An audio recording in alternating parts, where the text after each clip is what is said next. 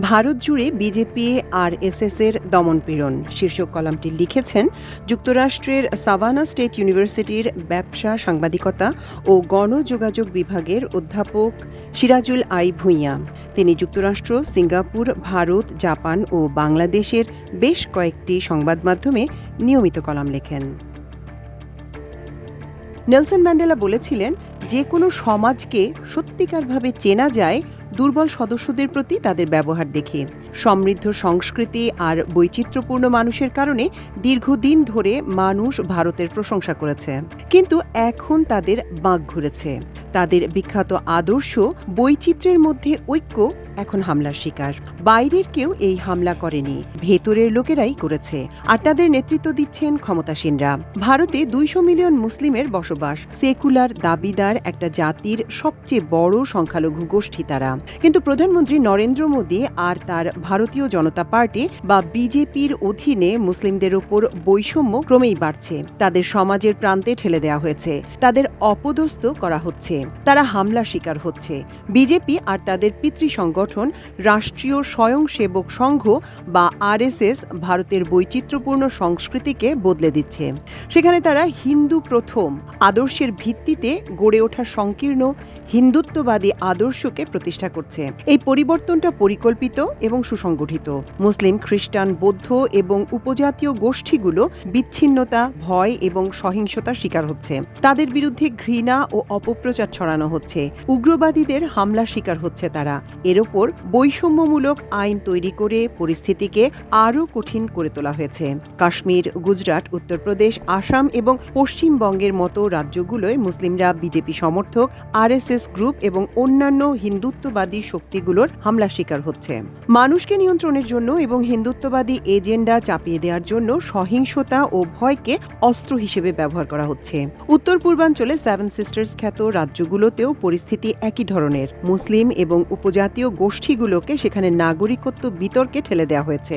তারা দাঙ্গা, জোরপূর্বক বহিষ্কারের শিকার হচ্ছে। তাদের মৌলিক সেবা পর্যন্ত দেয়া হচ্ছে না। এগুলো কোনো বিচ্ছিন্ন ঘটনা নয়। ভারতকে হিন্দু সংখ্যাগুরু রাষ্ট্র বানানোর বৃহত্তর পরিকল্পনার অংশ এগুলো, যেখানে বৈচিত্র্যকে গুঁড়িয়ে দেয়া হবে। ভারতে যে বহুত্ববাদী ভিত্তি ছিল সেটা সহিংসতা, বিচ্ছিন্নতাবাদ এবং মগজ ধোলাইয়ের মাধ্যমে ছিঁড়ে ফেলা হচ্ছে। সাম্প্রদায়িক সহিংসতা ভারতে অতি সাধারণ বিষয় হয়ে গেছে। গরু রক্ষার নামে, লাভ জিহাদ ঠেকানোর নামে মুসলিমদের হত্যা করা হচ্ছে। সমালোচকদের দেশ বিরোধী তকমা দেয়া হচ্ছে। এসবের জন্য দায়ীদের কোনো শাস্তিও দেয়া হচ্ছে না। শক্তিধর রাজনীতিকরা তাদের সুরক্ষা দিচ্ছে। অন্যদিকে হামলার শিকার এবং তাদের পরিবারের সদস্যরা উল্টো হয়রানির শিকার হচ্ছে। তাদের মুখ বন্ধ করে দেয়া হচ্ছে। উত্তর পূর্বাঞ্চলে আসাম ও মণিপুর রাজ্য মুসলিম বিদ্বেষের উর্বর ক্ষেত্র হয়ে উঠেছে। নাগাল্যান্ড, মিজোরাম ও মেঘালয়ের খ্রিস্টান সম্প্রদায়, অরুণাচল প্রদেশ এবং সিকিমের বৌদ্ধরা হিন্দুত্ববাদী গ্রুপগুলোর হামলার শিকার হচ্ছে। এগুলো করা হচ্ছে জাতীয় ঐক্য রক্ষার নামে। ধর্মান্তরকে নিষিদ্ধ করা হয়েছে। বহু গির্জা ধ্বংস করা হয়েছে। সাংস্কৃতিক পরিচয় মুছে দেওয়া হচ্ছে। একদিকে ভারতের সংখ্যালঘুরা দুর্ভোগের মধ্যে বাস করছে, অন্যদিকে সরকার দেশের বাইরে বিশেষ করে সংখ্যালঘু হিন্দুদের রক্ষক হিসেবে নিজেদের তুলে ধরার চেষ্টা করছে। তারা দাবি করছে হিন্দুদের সেখানে নির্যাতন করা হচ্ছে। তাদের গল্পগুলো স্ববিরোধিতায় ভরা। অন্য দেশগুলোর বিরুদ্ধে মানবাধিকার লঙ্ঘনের অভিযোগ তুলে সমালোচনা করছে ভারত। অন্যদিকে নিজের দেশের মধ্যে ভয়াবহ মানবাধিকার লঙ্ঘনের বিষয়গুলো তারা দেখেও দেখছে না। বাংলাদেশের প্রধান উপদেষ্টার প্রেস সেক্রেটারি শফিকুল আলম ভারতের এসব দাবি নিয়ে জবাব দিয়েছেন। তিনি বলেছেন, ভারতের এসব কথাবার্তা রাজনৈতিক উদ্দেশ্য প্রণোদিত। নিজেদের অসহিষ্ণুতা এবং সহিংসতা গোপন করার জন্য তারা এসব করছে। তিনি জোর দিয়ে বলেন, বাংলাদেশ তাদের ধর্মীয় সংখ্যালঘুদের সুরক্ষা দিচ্ছে। তারা সমাজে মর্যাদার সঙ্গে বাস করছে এবং তারা দেশের সমাজেরই অংশ। দক্ষিণ এশিয়ায় ধর্মীয় উত্তেজনা বাড়ছে, কিন্তু সেখানেও বাংলাদেশ আলাদা মর্যাদা নিয়ে দাঁড়িয়ে আছে।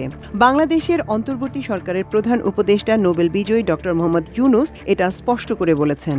বাংলাদেশ সব বিশ্বাস ও জাতিগত মানুষের জন্য শান্তি ও সহাবস্থানের দেশ। তিনি জোর দিয়ে বলেছেন, বাংলাদেশ শুধু সহিষ্ণুই নয়, তারা পারস্পরিক শ্রদ্ধাবোধ আর ঐক্যকে মূল্য দেয়। হিন্দু নির্যাতনের ভারতীয় অভিযোগ তিনি নাকচ করে দেন। তিনি বলেন, হিন্দু, বৌদ্ধ, খ্রিস্টান এবং উপজাতীয় গ্রুপগুলো এখানে শান্তিপূর্ণ পরিবেশে বাস করে আসছে। তারা এই জাতির সামাজিক, সাংস্কৃতিক ও অর্থনৈতিক জীবনে অবদানও রাখছে। ডক্টর ইউনুস বলেন, শান্তির অর্থ শুধু সংঘাতের অনুপস্থিতি নয়, এটা ন্যায় বিচার এবং সবার জন্য মর্যাদার প্রশ্ন। বাংলাদেশে কেউ নিজেদের ভিনদেশী মনে করে না। তিনি তার গ্রামীণ ব্যাংকের অন্তর্ভুক্তিমূলক বৈশিষ্ট্যের কথা বলেন। এই ব্যাংক বহু মিলিয়ন মানুষকে সাহায্য করেছে। এই ব্যাংক বাংলাদেশের বৃহত্তর মূল্যবোধের প্রতিনিধিত্ব করছে। সংখ্যালঘুরা বাংলাদেশের শিক্ষা, স্বাস্থ্যসেবা, সুশাসন ও ব্যবসায় মর্যাদার সঙ্গে কাজ করছে। প্রধান উপদেষ্টা ভারতের অভিযোগও নাকচ করে দিয়েছেন। তিনি বলেন, সংখ্যালঘুরা এখানে ভোট দেয়, সরকারি অফিসে কাজ করে, তাদের ধর্মীয় স্থাপনাগুলোয় যাতায়াত করে এবং ধর্মীয় উৎসব পালন করে। তিনি বলেন, আমাদের সংবিধান সেকুলার মতাদর্শকে সমর্থন করে।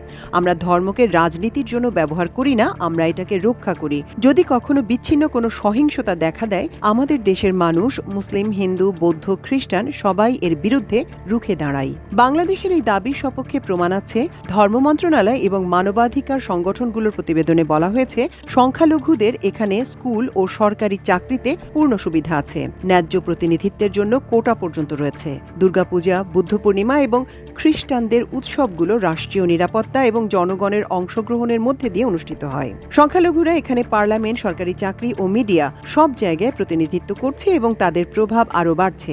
হিন্দু নেতারা সরকারের প্রচেষ্টার প্রশংসা করেছেন। তারা ভারতের প্রতি দাবি জানিয়েছেন যাতে তারা সীমান্তের এপারে রাজনৈতিক স্বার্থ হাসিলের জন্য ধর্মকে ব্যবহার না করেন। বাংলাদেশে হিন্দুদের উপর নির্যাতনের যে দাবি বিজেপি প্রচার করছে, এর পেছনে দুটো উদ্দেশ্য রয়েছে। প্রথমত, নিজেদের তারা হিন্দুদের বৈশ্বিক রক্ষক হিসেবে দাঁড় করাতে চায়। এর মাধ্যমে বিদেশে ভারতীয় কমিউনিটিগুলো সমর্থন পেতে চায়। দ্বিতীয়ত, দেশের ভিতরে মুসলিম বিদ্বেষী মনোভাব আরও উস্কে দিতে চায়। হিন্দু জাতীয়তাবাদকে চাঙ্গা করতে চায়। ভারতের ভেতরে ও বাইরে সবখানে একটা শত্রু সৃষ্টি করে হিন্দুত্ববাদের পক্ষে ভোট বাড়াতে চায়। কিন্তু ভারতের নিজেদের ইতিহাসই সমস্যাদায়ক। Human rights watch, Amnesty International এবং জাতিসংঘের বিশেষজ্ঞরা ভারতের ক্রমবর্ধমান অসহিষ্ণুতার সমালোচনা করেছে। এরপরও ভারত সরকার ঘৃণা কেন্দ্রিক অপরাধ বিস্তার এবং হিন্দুত্ববাদী রাজনীতি উস্কে দেয়া জারি রেখেছে। বিজেপি এবং আরএসএস শুধু আইনই বদলে দিচ্ছে না, কে নাগরিক হিসেবে গণ্য হবে সেটাও ঠিক করে দিচ্ছে তারা। সংখ্যালঘুদের দ্বিতীয় শ্রেণীর নাগরিক গণ্য করা হচ্ছে। একটা একক হিন্দুত্ববাদী পরিচয় মানতে বাধ্য করা হচ্ছে। না মানলে তাদের উপর নজরদারি করা হচ্ছে, তাদের অধিকার কেড়ে নেওয়া হচ্ছে অথবা তারা সহিংসতার শিকার হচ্ছে। সিটিজেনশিপ অ্যামেন্ডমেন্ট অ্যাক্ট বা সিএএ এবং ন্যাশনাল রেজিস্টার অফ সিটিজেন্স বা এনআরসির মতো আইন করে বুলডোজার দিয়ে সংখ্যালঘুদের ঘরবাড়ি ভেঙে অনলাইনে হয়রানি করে বুঝিয়ে দেওয়া হচ্ছে যে কে আসলে ভারতে থাকতে পারবে। যেসব প্রতিষ্ঠান সেকুলারিজমকে রক্ষা করত, সেগুলোকে দুর্বল অথবা নীরব করে দেওয়া হয়েছে।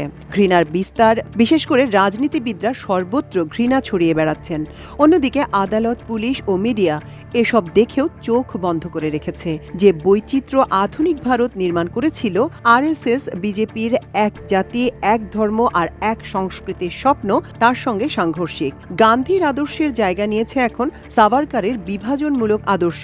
জনজীবনে রাজ করছে এখন ভয় আর বিভক্তি। নির্বাচনকে ব্যবহার করা হচ্ছে বিভক্তি সৃষ্টির জন্য, ঐক্যবদ্ধ করতে নয়। এটা নেতৃত্বের কোনো ব্যর্থতা নয়।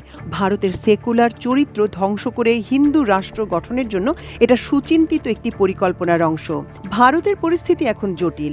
ধর্মীয় বিভাজন উস্কে দিয়ে ভারত নিজেদের সরকারের গণতন্ত্র দাবি করতে পারবে না। তাদের জরুরি ভিত্তিতে বেশ কিছু পদক্ষেপ নিতে হবে। যেমন, সহিংসতা ও ঘৃণামূলক অপরাধের স্বাধীন তদন্ত করতে হবে, সব সংখ্যালঘুর সুরক্ষা নিশ্চিত করতে হবে, ঘৃণা ছড়ানোর দায়ে অভিযুক্ত রাজনীতিবিদ ও চরমপন্থী গ্রুপগুলোকে বিচারের মুখোমুখি করতে হবে, এমন পররাষ্ট্রনীতি গ্রহণ করতে হবে যেখানে ভণ্ডামি থাকবে না এবং মানবাধিকারকে সত্যিকারভাবে সমর্থন করা হবে। 2014 সালে নরেন্দ্র মোদী প্রধানমন্ত্রী হওয়ার পর থেকে ভারত গভীরভাবে বদলে গেছে। আরএসএস, বিজেপির হিন্দুত্ববাদী জাতি গঠনের ভিশন দিয়ে এখন সবকিছু পরিচালিত হচ্ছে। স্কুল থেকে নিয়ে টেলিভিশন চ্যানেল, অভিবাসন থেকে নিয়ে নগর পরিকল্পনা, সবখানে এখন এক জাতি এক ধর্ম আদর্শ প্রচার করা হচ্ছে। এর মাধ্যমে এমন একটা পরিবেশ তৈরি করা হয়েছে যেখানে মুসলিমদের ঘৃণা করাটা শুধু স্বাভাবিকই করে তোলা হয়নি, বরং সেখানে উদযাপন করা হচ্ছে। সবখানে এখন ঘৃণা ছড়ানো হচ্ছে। মুসলিম অভিনেতা, ক্রীড়াবিদ, স্কলার এবং ব্যবসায়ীদের তাদের ধর্মবিশ্বাসের জন্য হামলা করা হচ্ছে। সোশ্যাল মিডিয়া এবং টিভিতে মুসলিম বিদ্বেষী কথাবার্তা ছড়ানো হচ্ছে, অথচ সরকার সব দেখে চুপ করে আছে অথবা এগুলো সমর্থন করছে। ভারত একসময় তাদের বহুত্ববাদী গণতন্ত্র নিয়ে গর্ব করত, যেখানে সব ধর্মের সমান মর্যাদা ছিল। সেই প্রতিশ্রুতি এখন হুমকিতে পড়ে গেছে। আরএসএস এর আদর্শে উজ্জীবিত বিজেপি ভারতের সেকুলার সংবিধানকে দুর্বল করে দিয়েছে। দেশের বৃহত্তম সংখ্যালঘু গোষ্ঠীকে তারা অসহায় পরিস্থিতিতে ঠেলে দিয়েছে। সবখানে যে বৈষম্যমূলক কৌশল ব্যবহার করা হচ্ছে, বিজেপির কর্মকাণ্ডেও তার প্রতিফলন ঘটছে, ঠিক ইসরায়েল যেমনটা করছে। রাষ্ট্রীয় শক্তি সেখানে ফিলিস্তিনিদের বিচ্ছিন্নতার দিকে ঠেলে দিয়েছে। ভারতও একই পথে হাঁটছে বলেই মনে হচ্ছে। আইন এবং শক্তি দিয়ে তারা মুসলিমদের বিচ্ছিন্নতার দিকে ঠেলে দিচ্ছে, তাদের অশুভ হিসেবে প্রচার করছে। কর্তৃত্ববাদী জাতীয়তাবাদের দিকে যেভাবে তারা ঝুঁকছে, সেটা রীতিমতো উদ্বেগজনক। ভারতীয় সংবিধান প্রণেতাদের অন্যতম ডক্টর বি.আর. আম্বেদকর সতর্ক করে দিয়ে বলেছিলেন, ভারতের গণতন্ত্র গভীরভাবে অগণতান্ত্রিক মাটির উপর গড়ে ওঠা পাতলা স্তরের মতো। এই স্তর এখন আরও পাতলা হয়ে যাচ্ছে। সংখ্যাগুরুবাদ, বিচ্ছিন্নতাবাদ এবং ধর্মীয় বিভাজনের কুৎসিত চেহারা এখন প্রকাশিত হতে শুরু করেছে। ভারতের 200 মিলিয়ন মুসলিম এবং গণতন্ত্রের ভবিষ্যতের জন্য ঝুঁকিটা এখানে বিশাল।